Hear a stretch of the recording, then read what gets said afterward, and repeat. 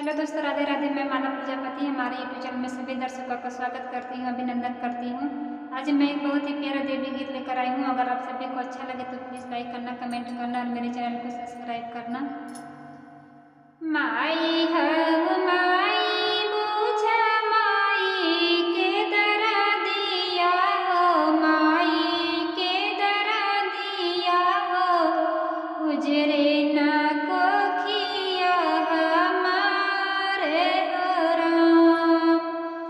जन पुतवा के हम दूधवस सिंचली हो, दूधवस सिंचली हो, पाल पोस कैली बारियारिन हो राम।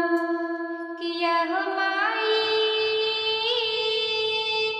कवन बनवा सुगवा मोर हेराइल हो राम, कवन बनवा हिरवा मोर हेराइल हो राम।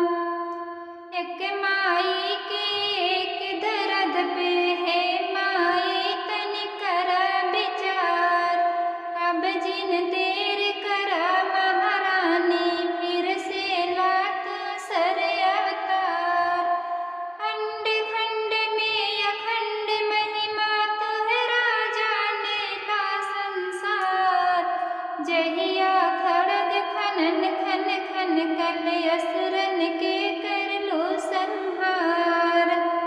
सिरवा उठा लाए माई कारा जिन अबेरिया हो, कारा जिन अबेरिया हो, पपियन के गर्दन ला उतारन हो राम। किया हो माई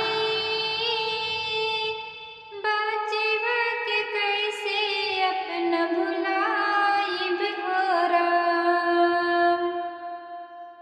किया हो माई बचवा के कैसे अपना भुलाइब हो राम। खोल पलक तू झलक देख ला एक दुखिया का दुख बरियार।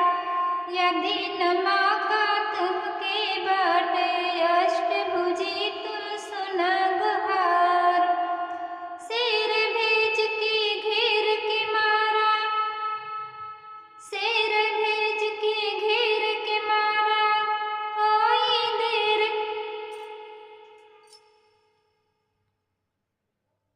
शेर भेज के घेर के मारा, होई देर बिगड़ी ढलवार। हाथ जोड़ के विनती करेला सुनला माई अर्ज हमार। माई एक अभागिन मांगे आचेरा में भिखिया हो, आचेरा में भिखिया हो, दे द